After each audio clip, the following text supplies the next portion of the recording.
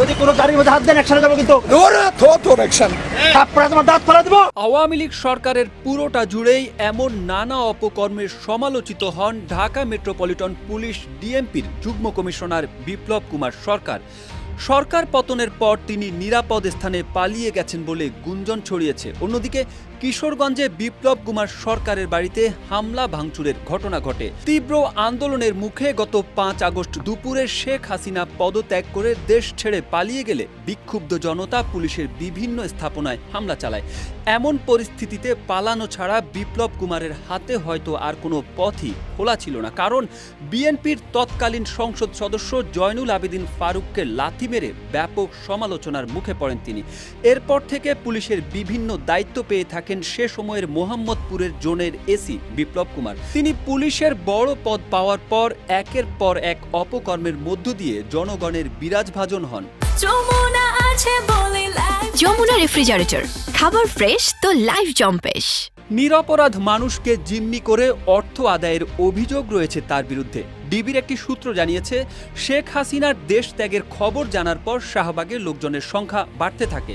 এর আগে বিপ্লব দিনভর ডিবি কার্যালয়ে ছিলেন, কিন্তু শেখ হাসিনার দেশ ত্যাগের খবর পাওয়ার পর থেকে তাকে আর ডিবি কার্যালয়ে দেখা যায়নি। এরপর তিনি পালানোর চেষ্টা করে, তবে তার পরনে বাহিনীর কোনো পোশাক ছিল না বলে জানা গেছে। ৩১ জুলাই ঢাকা মহানগর পুলিশের যুগ্ম পুলিশ কমিশনার বিপ্লব কুমার সরকারকে বদলি করে ডিবির দক্ষিণের দায়িত্ব দেওয়া হয়। বিপ্লব কুমার সরকার ২০১৩ সালের ৭ এপ্রিল থেকে দীর্ঘ সময় ডিএমপি তেজগাঁও বিভাগের উপ পুলিশ কমিশনার হিসেবে দায়িত্ব পালন করেন। এরপর ২০১৯ সালের ১৩ জুন রংপুরের পুলিশ সুপার পদে বদলি করা হয়। ২০২২ সালের ১৮ অক্টোবর বিপ্লব কুমারকে রংপুর থেকে ডিএমপি ডিসি পদে আবার ফিরিয়ে আনা হয়। বিপ্লব কুমারের বিরুদ্ধে চাকরি জীবনের শুরু থেকেই শৃঙ্খলা ভঙ্গের অভিযোগ রয়েছে।